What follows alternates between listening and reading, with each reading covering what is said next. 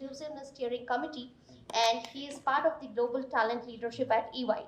So he is associated with EY since March 2019. Additionally, he has taken over the role of GDS Enablement Services from July 1st, 2020.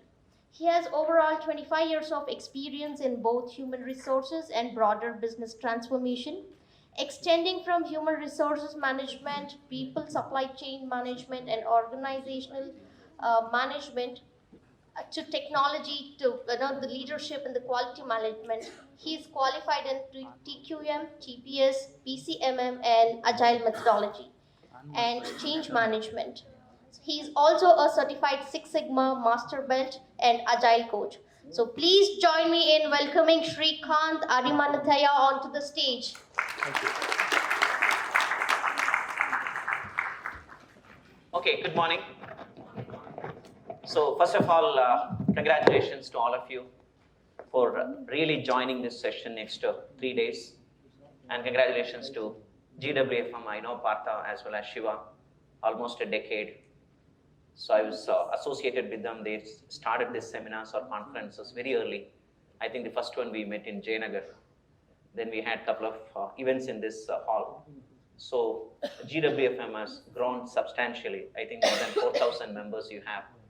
And you have various chapters. So I had a privilege to get associated with various such bodies like NIPM, NHRD.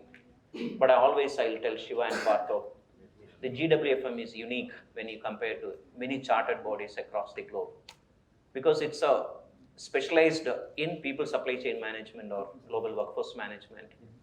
It have real global participants coming from diverse background.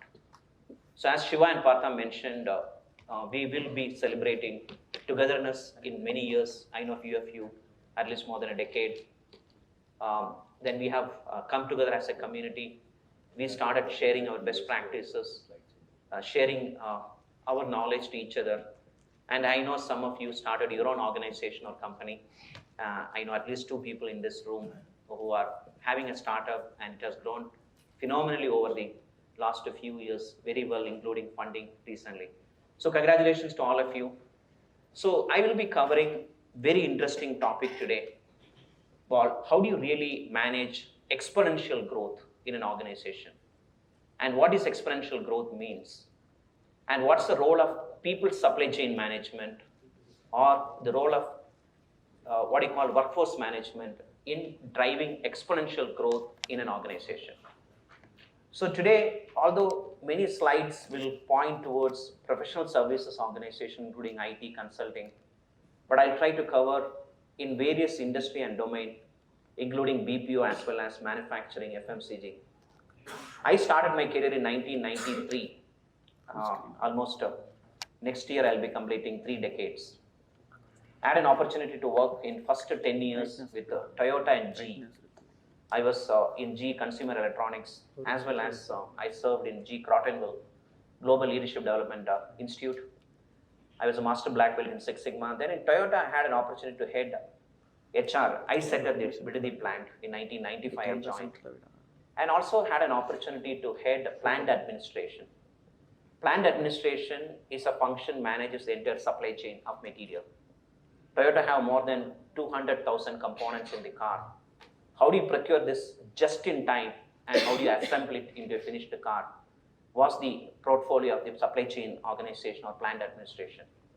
Then I worked in Computer Associates in US. 10 years I worked in US, came back in 2011 to head Britannia as a CHRO and the Chief Information Officer, CIO. There I had an opportunity to transform not only talent function, but also the supply chain. The FMCG have at that time Britannia 3.5 million distribution points. And we had 100 manufacturing units, 100 years old company. How do you really streamline the entire supply chain? Right from demand management to supply network, how do you build it? And there I really experienced exponential growth. Britannia, when I joined, the stock price was 480 rupees. When I left, it was 6,400. So almost to 12x, we've grown 12x in terms of value creation. Then I joined Computer Science Corporation as the global head of people supply chain management, reporting to CEO Mike Lowry. At that time, we split the human resource function into 2. One we call it as IWFM, Integrated Workforce Management. And another one is the traditional HR function of HR business partnership.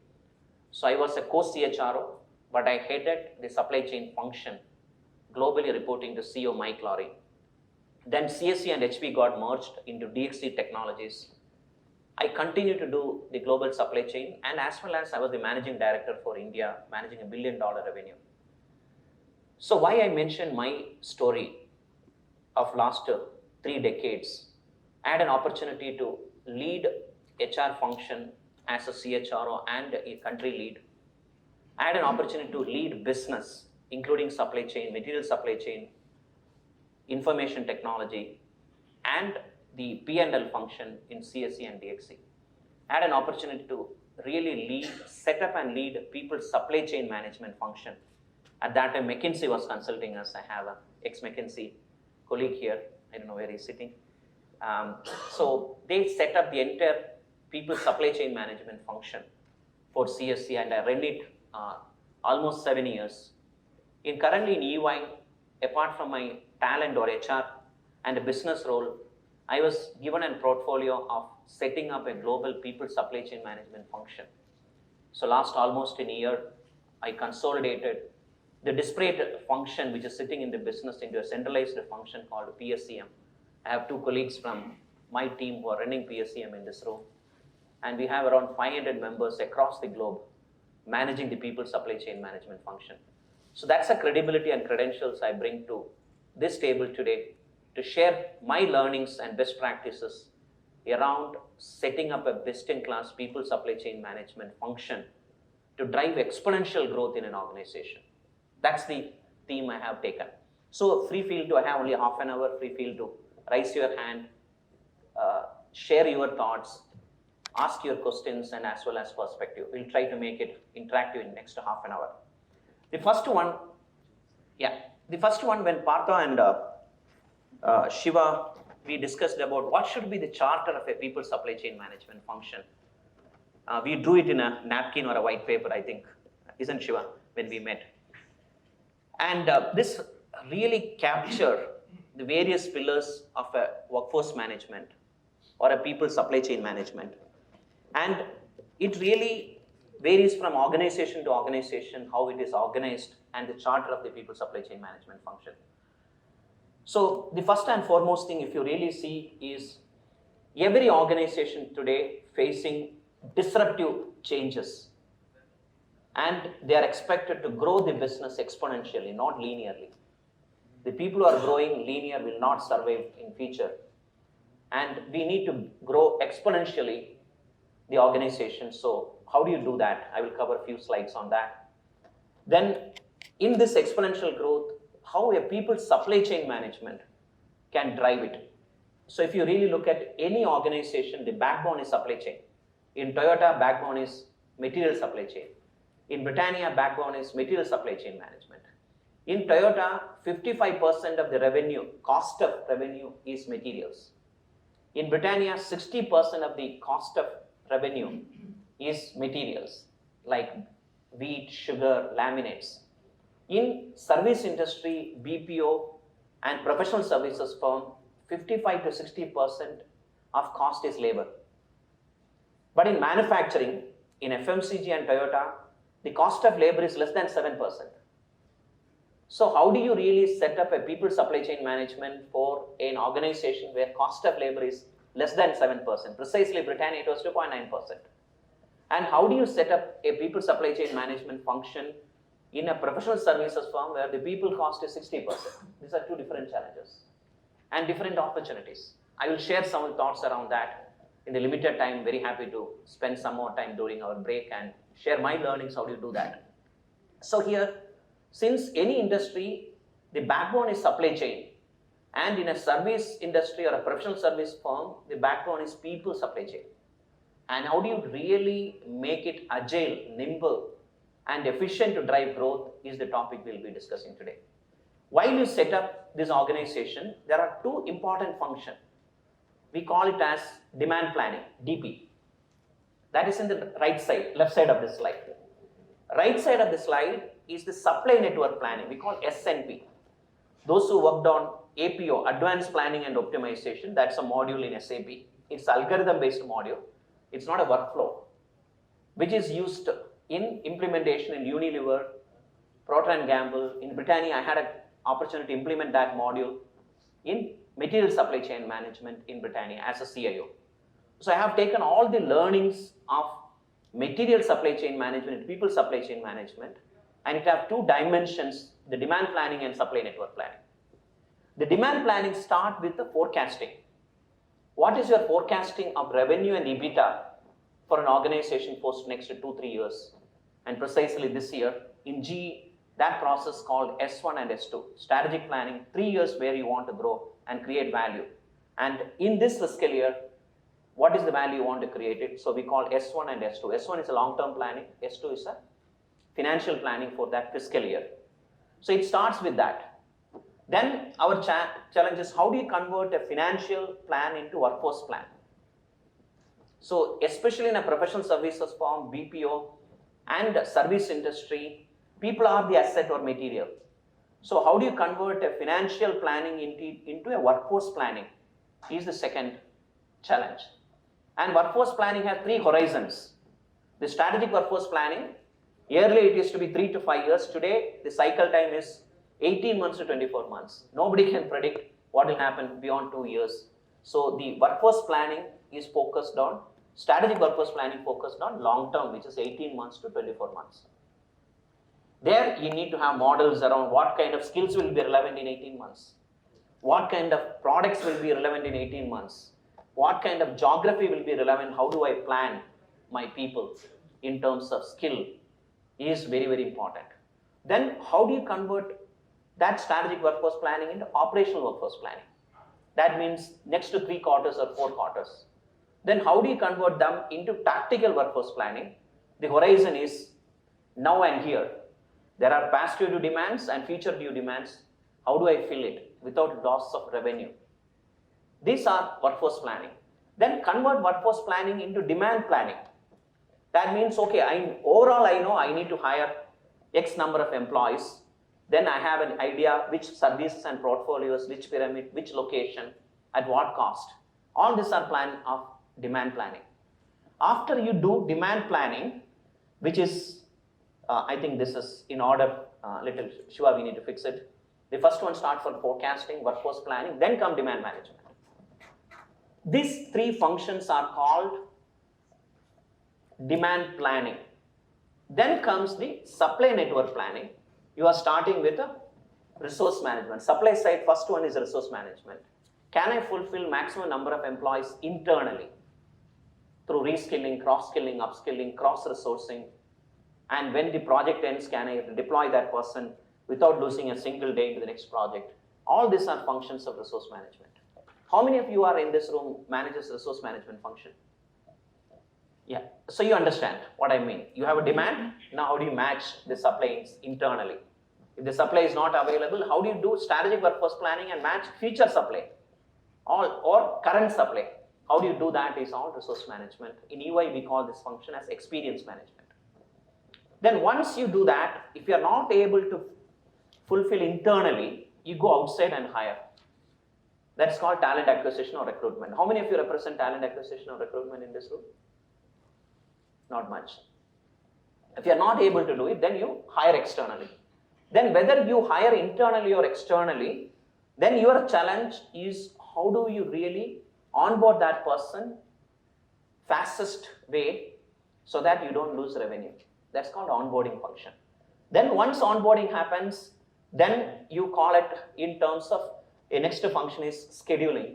That means how do you schedule that person? You onboard it into an enterprise or an organization. Now your challenge is how do you onboard into an assignment where you start realizing revenue. That's a challenge. Then once you started assign a person on a project or a job, then real-time analysis you need to do it, how that person is engaged on calls or projects or tasks or activities, how do you do a real-time engagement analysis. After doing that, you are looking at constantly optimizing the workforce, called workforce optimization. That means the optimization have two challenges. How do I increase revenue per employee constantly so that I get better revenue per person? How do I constantly reduce cost per position, not person? Person I cannot reduce cost, but I can reduce cost per position. For example, in a pyramid, senior level person resign. You want to backfill that, don't backfill in the same position. We call N-1. If you get N-1, then you are reducing cost of position, but person I cannot do it, isn't it? Person I keep on increasing it. So how do I optimize my workforce for a greater economics is the function. So once you do this entire supply chain, left side is demand planning and right side is supply network planning, today that process has to be done not through a workflow. Workflow will not help you. It has to be built on an algorithm. I will show you in the next slide how do you build an algorithm on that. And it has to be algorithm, if possible AML, enabled methodology or technology is what we require. Then the foundation for building these blocks is digital assets. What are the digital technologies you are using today? And no one have an integrated end-to-end technology available in the marketplace. No technology, no ERP. You have SuccessFactors, you have Microsoft Dynamics, all of them, Workday, all of them climb, or Salesforce, called Financial Force, all of them claims they have, but they cannot. Then there are disparate tools and technologies available, which many of you have built internally, or some of you purchase from external products, but none of them is ready to do end-to-end, especially algorithmic. So can you build a microservice architecture and a digital platform to connect demand planning and supply network planning is one of the biggest challenge and opportunity in the industry. Who can crack it? They are going to lead in the marketplace. And that's what I'm going to share some of the insight. How can we do that and what EY is doing in this space. Then next one comes, when you do this, how do you create an economics with experience? There are two experiences are here, employee experience and customer experience. How do you connect ENPS, Employee Net Promoter Score, to the Customer Net Promoter Score? Both are highly correlated. Those who are interested to know more about it, read a book called Ultimate Question 2.0, written by Fred. Fred is a Bain consulting partner. And he has written this book called, and he has written another article called Chemistry of Enthusiasm. So that talks about how highly engaged employees drive highly engaged customers. So employee experience cannot be generated without career growth, skilling. Employees should be happy in the projects, what they do. If you don't take all of things, they will not be happy. So the people supply chain management is, if you ask me, is the custodian of employee experience. I have seen it in my eyes. And they need to correlate that to customer experience. Whenever customer experience issues I face in an account or with a customer, when I do a root cause analysis, it lands up in employee experience. When I double click and look at employee experience issues, it lands up in people supply chain issues. People are underutilized, people are not learning, people are not enjoying the project they do it, people are not growing, they are not increasing their compensation, they are not happy. Hence, customer is unhappy.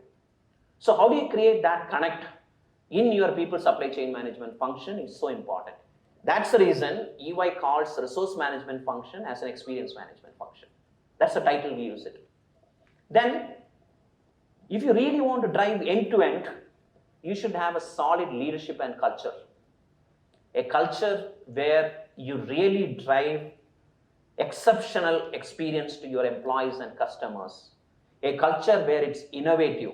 A culture where it's agile. A culture where is ready to disrupt the status quo. If you don't do it, your exponential growth will not happen. So this is a framework Shiva and Partha and myself had discussed and said this should be the charter of GWFM going forward. How can we collectively come together? Of course, we need to fine tune it, we need to shift some of the pillars, Shiva, and make it a little more robust. And if you ask me, if Shiva appoints me as his advisor, I will advise to bring this platform together with all of you and all the vendors, some of the vendors in this room, and build a best-in-class function, which is badly required in many industry and many organizations. Without this, you cannot lift the future. That's what I want to share. Are you with me? Any quick comments so far? Yeah. Definitely don't want to lose the resources. They want to keep them, build them as an SME, right? So some of the companies, while writing the contracts itself, will specifically say that, the maximum time period within the person in a particular role or a bill rate can be of X time, etc. But even then, when we look out for the talent refresh, are there any tools, are you familiar, wherein I should be able to find out who's the best match? Because at the moment it is based on, we have to do a manual match, we have to look out for the people, but I have not seen anything in the industry or any tools which says that, okay, if I want to replace, say, X person, who's the best possible match in the company? And why should I pick the N-1 theory, basically the talent refresh, right? So I would like to understand if anybody in this room or anybody has seen anything like that. I'll cover in that in coming slides. That would be good. Thank you. You had something? Okay. So that's an excellent question. If you really look at in the industry, there are two models in revenue generation. One is staff recommendation. It's called body shopping in older way. That means you get revenue based on the number of headcounts you deploy in the project. Every headcount have a rate card based on skills and experience and everything, and you get it. And many customers want that person, they have seen that person, and they will not allow you to touch that person and put in another account. That's one problem. Second one is, we call it as, how do I really find the best fit for a particular job using a search engine or an algorithm? And industry, look at my experience, I look at three types of resources. One is called the best fit, 100% fit on the profile. This second one is called the best bet. May not be 100% fit, but I can bet on that person. The third one is called stretched fit. That means that person is not ready. 60% it matches, but I can stretch him through some onboarding or boot camp and reskilling and coaching and shadow programming and make him available. These are three kinds of resources. Your question is, do you have a technology or algorithm to identify all the three? Answer is yes. And I will share a little bit and I will take it offline. How that technology look like. That technology is a little disruptive in nature, and we'll cover after my disruptive changes in an organization, then I'll cover that. Okay, now with that context, what is exponential growth? All of us learned about linear growth. If I put a linear growth, the graph goes like straight line towards top, isn't it? But today, the industry doesn't behave in linear growth. And what was happening in last 3 years, no guarantee will happen in next 3 years. Earlier theories, I can predict what happened in last 3 years and extrapolate into future for next 3 years. And almost 80 to 90% will be accurate. I've seen such prediction in my career. But today, you cannot do that because it's a hockey stick. Suddenly it changes. And without you noticing it, it has changed. And that change is brought by innovators and disruptors. They brought the disruption. So in IWFM, there are disruptive technologies coming. Your linear thinking in terms of demand planning and supply network matching will not work. We require disruptive technologies to do that. And in the linear growth, it is predictable and it worked on a theory of scarcity. That means it is not available with few people, and they need to compete each other for that supply. But exponential growth is based on a theory called plentiness. It will create plentiness. So the disruptive guys suddenly create plentiness in the economy. And the price drops significantly and the opportunity increases significantly. Who can do that plentiness?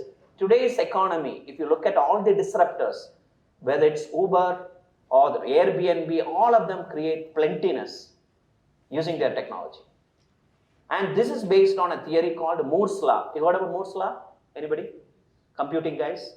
Moore's Law shows every 2 years your computing power doubles.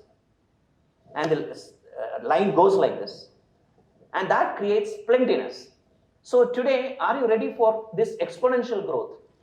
Are you ready for disruptive changes, that hockey stick which goes up, created by business model change, technology change, political change, environmental change? All this are forcing this exponential growth. If I double click that arrow, hockey stick goes up, double click it, find all these components. I had a chance to work undergo a training program 1.5 months back in Stanford, in Silicon Valley, on disruptive technologies. Mind-blowing. Today, DNA can be edited, coded, and read like software. So a new variety of industries coming called digital biology. My God, lot of innovation happening in digital biology. Few weeks back, one of the company came and said, give your saliva, give your blood. I will give you personalized medicines. They will do using saliva DNA test and look at my DNA pattern, and they understand my ancestry and hereditary. Then they will look at my blood test and they give you personalized medicine. The entire thing costs us only 20,000 rupees for 1 year consultation. Earlier, doing a gene test, DNA test costed itself 58,000 rupees. Today, DNA test can be done in 2,000 rupees. That's the plenty, it's available. That is called disruption happening in this. And how do you create disruption in people supply chain management and workforce management is the challenge this community is facing today. Including your question, do you have an algorithm, do you have an engine to identify the best people in the organization for a best assignment? Okay, now with that, I think it got stuck. Okay, what are the, can you just fix it up? Then disruption is created by many things. Before going to that, let me understand this chart. This is a research conducted by Heidrick and Struggle of 160 Fortune 500 companies. Out of Fortune 500 companies, they did a study on 160. And their study was based on growth. Who has grown over the last several years? Growth is defined in two perspectives. One is revenue growth and another one is margin growth, EBITDA. If you look at all public listed company, valuation coming from growth of top line and bottom line. Bottom line is EBITDA and top line is revenue. In fact, all of you should be measured, or all of us should be measured on our contribution to revenue growth and EBITDA growth. That is called labor economics. Maybe another time I'll come and share. A lot of research I have done on labor economics. How do you improve profitability per employee? Using improving revenue per employee and reducing cost per employee. When I started my career in GE, 25 years back, the average cost of a developer was $30K US in Indian market. I don't know how many of you remember that, 25 to 30. Today's the developer cost is $10. So it has reduced. You say in a war for talent, how do you reduce the developer's cost to almost from 30 to 10? How do you do that? That is labor economics. Through pyramid management, through location strategy, and various other dynamics of labor economics. So this research conducted on 160 Fortune 500 companies to understand who has grown their top line and bottom line. And they classified these 160 companies into derailers who have negatively grown and super accelerators, 24 companies super accelerators who have grown their EBITDA and revenue 7 times, EBITDA and revenue more than 20% last 7 years. And one of such company is TCS. Anybody from TCS? Yeah. So if you look at TCS growth trajectory and EBITDA trajectory is jealous for everybody, isn't it? Then Accenture. And these two look at TCS and Accenture valuation is almost 3 to 4 times of their revenue. 3 to 4 times of revenue. And there are service industry, I don't want to name them, their market cap is 1/3 of their revenue. So there are service companies, if you really go and analyze it today, whose market cap is 1/3 of the revenue. How is it happening? Because of their performance on top line and bottom line and the intangible assets over the period they created, culture, tools, methodologies, leadership.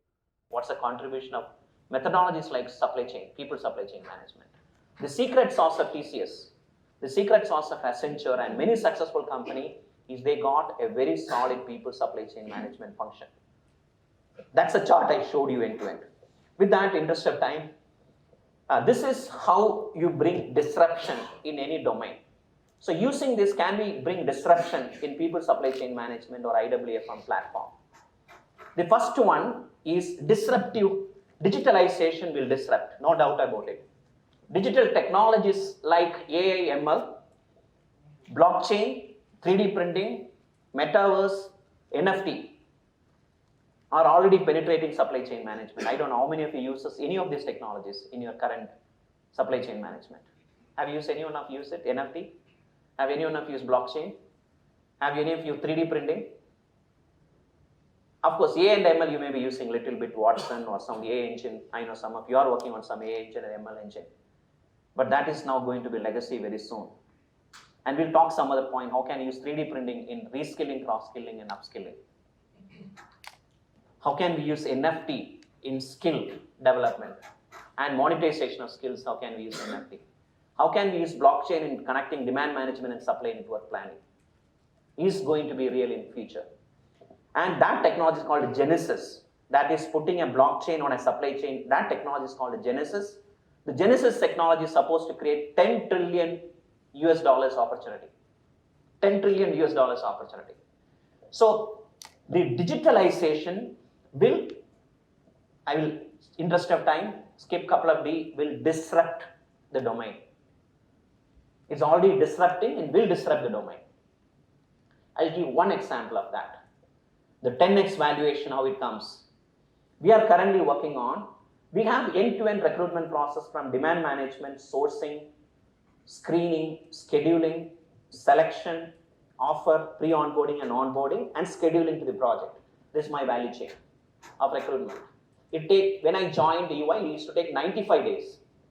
Today, Manoj is sitting there, he was leading that reimagination. Today, we do it in 55 days. When I joined, the agency spend was 35%. Today, agency spend is less than 5%. We do direct sourcing. And now, we are working on a technology where I can do it in 5 days. You give me a demand, I'll get a person in 5 days. Or I make a offer in less than 5 days. That is called the 10x. From 55 days to 5 days is called the 10x. That technology will cut short the sourcing, screening, scheduling, and drop a successful candidate into selection phase directly. It cuts short. If that technology becomes commercialized, it will change the industry. It will make a lot of recruitment company bankrupt. Like Airbnb and Uber made bankrupt of taxi and many other, this one, like you have Netflix made bankrupt on all your other on-premise sailors. It will bankrupt many of the recruitment companies and RPO companies. Watch out. That technology is today available. It directly drop into the selection using a machine learning algorithm. And LinkedIn themselves, it's based on the LinkedIn declaration. LinkedIn declared 70% of the resumes are not trustworthy. People write, I'm a master black belt in Six Sigma. How do you check whether he has done it? But this technology will check it. And from 100 people I'm sourcing and getting 4 shortlisted for interview and select one, this technology directly get 4 people to you. But it does all the things what this other technology do it today. That is called disruptive. Then that will, what do you call it as? Demonetize. That means cost per hire will come down drastically. I have today, Manoj, 250 sources, central sourcing team. All people I can let them go. Don't tell to my sources. I can let them go because I don't want them. So if I reduce all these things, the cost of hiring will be very significant for me, insignificant for me. That will dematerialize the technology and the data and everything.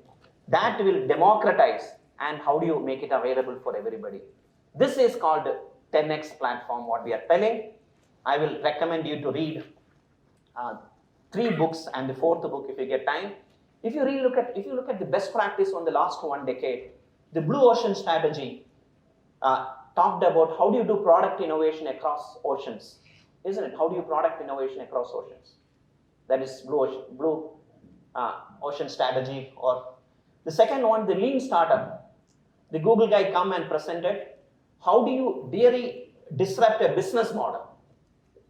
But Ansari has written a fantastic book called Exponential Organization.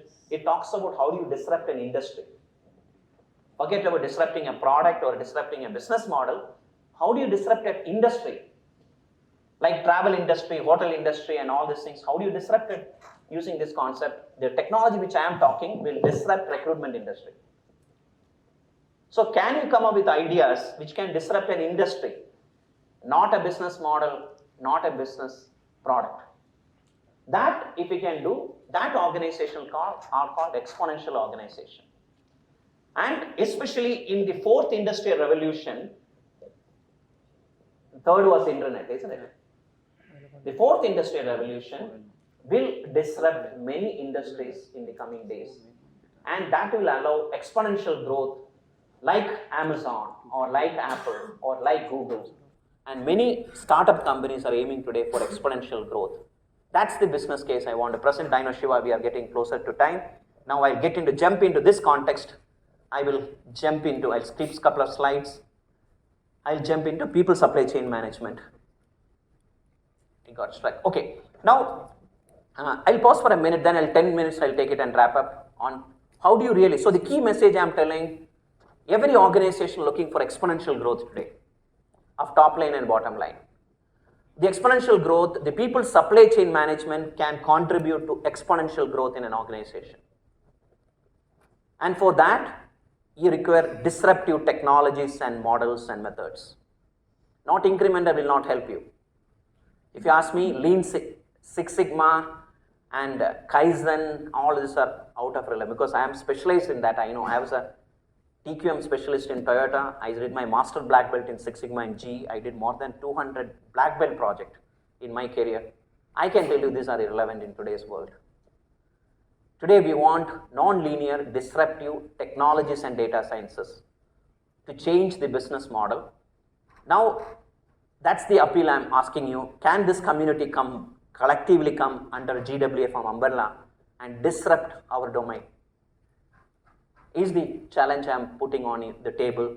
Can you debate around this? And linear thing will not help you, believe me, and it will put you years back and your competition will take over this. So can you discuss this agenda for next 3 days during the coffee break or during the lunch break and also in the various panel discussion can you take, always keep, how can I disrupt it? Not linear, linear will not help you. And in order to do that, this is excellent, this previous slide is a fantastic book on exponential growth in a Scrum way. How can you change an organization? These are case studies of companies who disrupted their business models using a model called Scale and Ideas and MTP. And each scale stands for staff on demand, community on crowd, algorithms like Google. These are case studies of companies who disrupted their environment. Read this book. You'll find it phenomenally interesting. With that context, now let me get into people supply chain management. Next 10 minutes. Shiva, okay, I take 10 minutes. Okay. This is McKinsey slide. Those who are from McKinsey could realize this. McKinsey have a practice called for a project 360 Horizon 360. What it does is exactly help the organization to grow the revenue and reduce the cost of labor and improve EBITDA. And they have best-in-class database to really baseline your domain or your technology into that and take an assignment which I implemented in 2 companies. I want to share little thoughts on this. I took McKinsey's permission to share because I am advertising for them. So they believe, based on their research, they have written a beautiful article, I don't know how many of you read it, called One and Only Metrics of a CHRO is what? Profitability per employee. All others you forget about it. In a professional services firm or in a Britannia kind of a material supply chain perspective or Toyota, the one and only metric of a CHRO is people profitability per employee. I'll add one more, is called employee experience score. These are the 2 matrices you should work on as CHRO. All others can come underneath. So similar construct they come up with 5 things you need to focus on improving EBITDA and revenue growth in a firm. The first one, the research shows the first box, that is the number 1. You can improve your direct labor cost, DCL or DLC. You can improve 5 to 7% every year. I have done it. Whichever company I worked, I have reduced 5 to 7% direct cost of labor when the wage inflation is 12 to 15%. How can you do that? You will ask, how can you do that? That's a question asked to me 2 decades back by G. asking that India will lose competitiveness. Your cost is already 25 to 30, your inflation is 12%, you do midterm corrections and everything. So 3 years, simple mathematics, you lose competitiveness. I can do same work in any US with 80K, you will be 80K. But we proven wrong to them. And in inflation of 12%, how can you reduce cost of labor to 5 to 7%? We don't have time, otherwise I've walked you through how can we do that and some use cases around that. Then they said the second one, I'll do from fourth. Every organization have 5 to 7% leakage. I've seen 10% leakage in revenue because of delay in fulfillment. How can we avoid it? Using on-time fulfillment through internal resource management or external recruitment. Third one, they said every organization have 5 to 7% leakage at the account level, growth and margin leakage. How can we prevent it? Through account management. I have done it. Account by account, I went and looked at how can we improve the leakage, what's happening in. And every organization can improve what we call delivery, through delivery excellence, methods, automation, process improvements, 20% of cost. Wow. Including IDC and DC, indirect cost and direct cost. And all these things has to be integrated using methods. And how do you institutionalize using data science and digital technology? That's the charter of people supply chain management. This is exactly charter today. I've been given in UI globally for delivery. Delivery excellence report to me, account management report to me. Now people supply chain management also report to me. And we are given a charter using this model. How do you really drive cost down and improve EBITDA? And how do you ensure that the revenue of the firm is protected and growing? In this is the charter. And the next one, to put it, this is a view of APO, Advanced Planning and Optimization. The left side, as we mentioned, is a demand planning, and right side is called supply network planning. And demand planning, when your demand sits, to give an example, when the demand is, this is a representation of organization. These two rings are representation of organization. When demand sits here, if you have a view of a demand 18 months before, it's called strategic demand. If you have a view 6 months before, when you get into RFP and bid management, everything, it is called operational workforce management. When the demand is signed, you have visibility, is called tactical workforce planning. And when the demand sits here, you are losing revenue. Up to here, it comes in your forecast. When the demand sits here, the revenue is lost. Similarly, supply sits here in campus graduates, or the supply sits in the industry, a virtual bench outside your organ. The moment you make an offer, you onboarded a person, you started incurring cost. You agree? Then your challenge is how do you find this person onboarded into a position? This is a position, this is a person. When you do that, the revenue is realized. Then you suddenly realize the profitability is very low. I have a demand, I have a supply, I fulfilled it, but the margin is very low. Then how do I fix it? That is the value chain. Then going back into your question, can you do this using algorithm?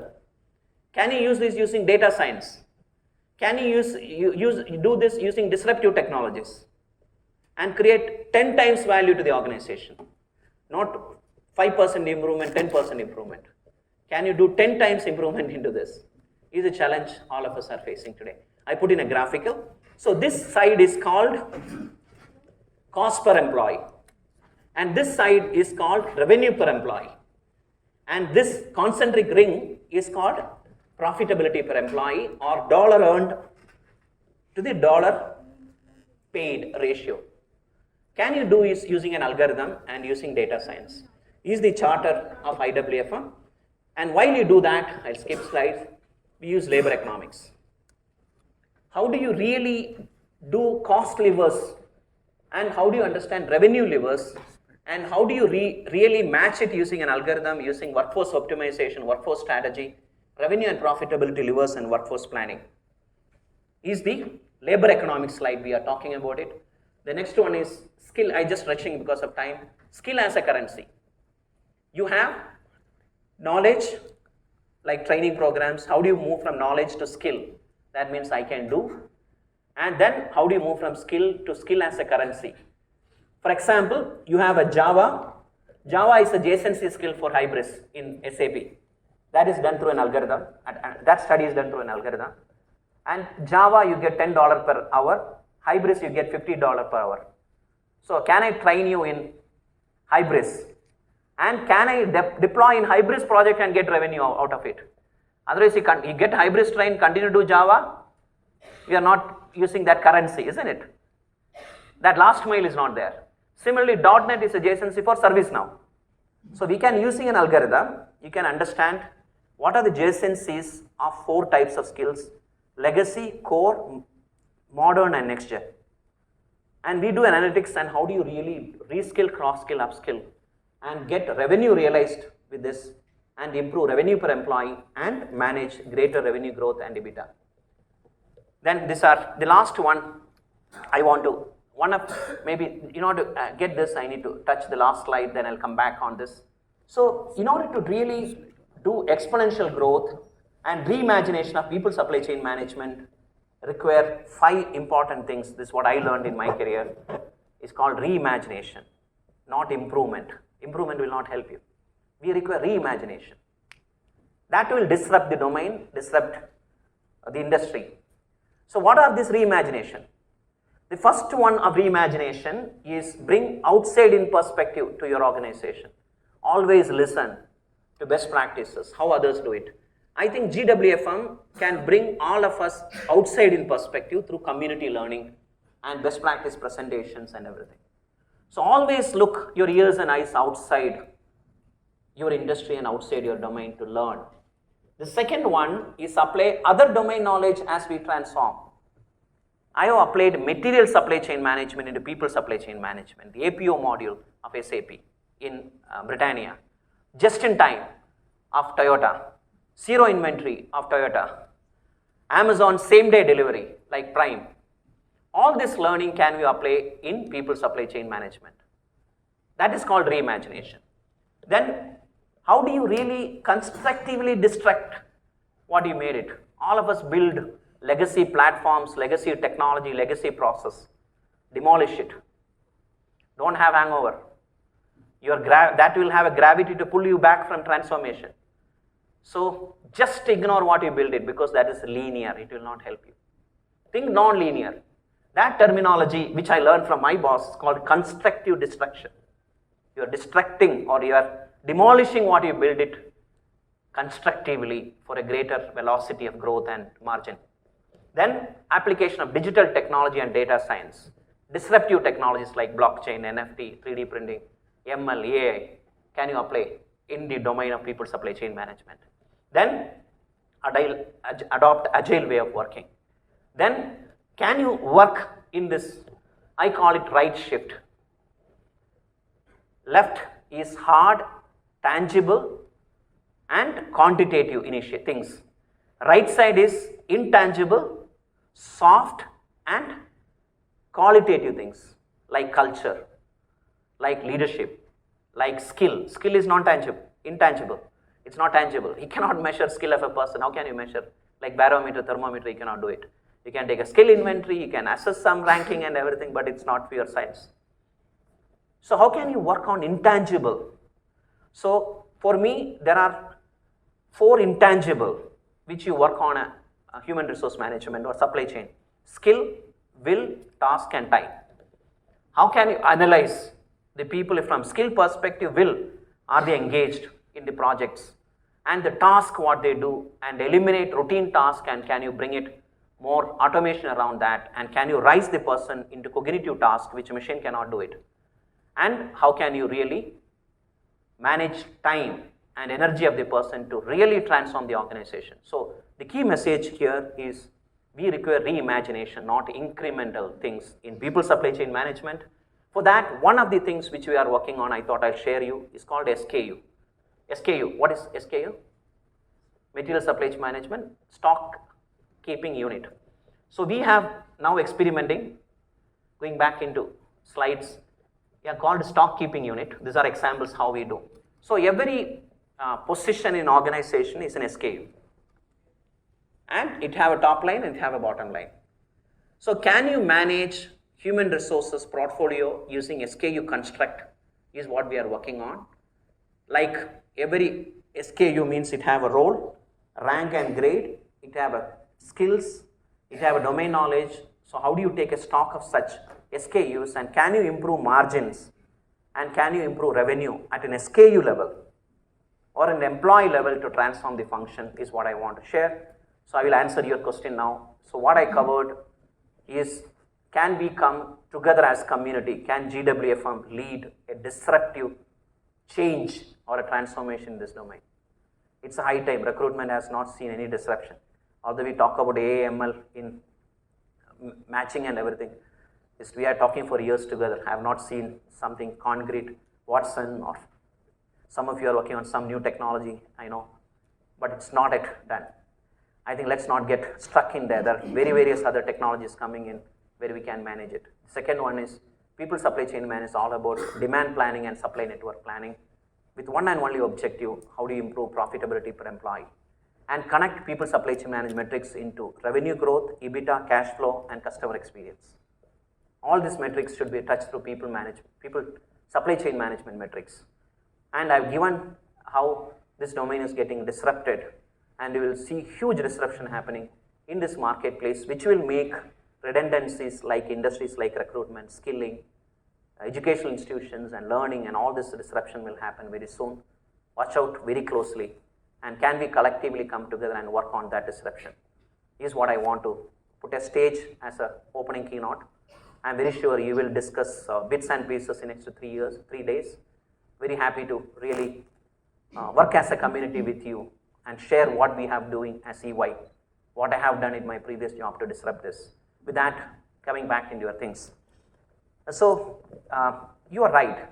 One of the biggest challenge is optimization of workforce. What is optimization? That means how do you really get highest possible revenue for an employee? How do I get it from him? When I do this, I can give highest salary for him, like .NET to ServiceNow, Java to Hybris. So how do you find such people who are best fit using technology, using algorithms? It's available. Maybe I can take it offline. Which are the technology who can do that? Including if I take one technology, others will get angry. Maybe in that, I will take the risk. One of the technology, my friend will be unhappy. It's called Eightfold. We implemented Eightfold. It's a $3 billion company. 2 Google leaders started this company, $3 billion already. And most probably SuccessFactors will acquire them. There's a news going on. So this is an algorithm based, but it's also in a very nascent stage if you ask me. That's only at that time available. Now few things are $3 billion market cap. Can you imagine that particular technology which is in nascency stage, not great use cases, that shows the market opportunity. That will go and find people who are best fit, stretched fit, and best bet. And that's the role of experience management. That should be the role of resource management. That requires greater insight on data and a better understanding of technology. Then how do you reduce labor cost 5 to 7% year on year? And that's why India still shines in the global labor market, because we know how to do it. And I've seen this cost coming down year after year. And I don't know how many of you know. One example I'll tell you. Bangladesh is the third largest economy on gig resources. I don't know how many of you know. I was blessed to work on that project 9 years back with the World Bank. Bangladesh invited many IT companies like TCS, Wipro, IBM. Nobody went there. Then World Bank formed a committee. I was invited to be part of that committee to set up a gig economy for Bangladesh. And today Bangladesh is the third largest country with gig resources. I don't know, I can send you case studies. Now same thing we are advising in one of the state in India. I don't name the state. We just signed an agreement to bring that state as #1 in the world. That's an ambition of the Chief Minister. As a freelancing economy. And they have the infrastructure, they have the technology. We are partnering with 3 gig platforms, Qualtrics, Topcoder, and Upwork.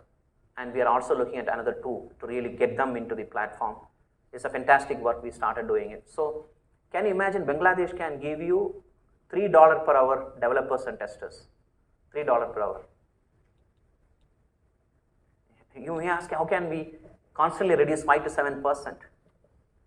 And if you go on-premise, it takes you $7 to $10 for a manual testers. They can give you automate testers for $3. Go and check it, Qualtrics. You'll find rate card there.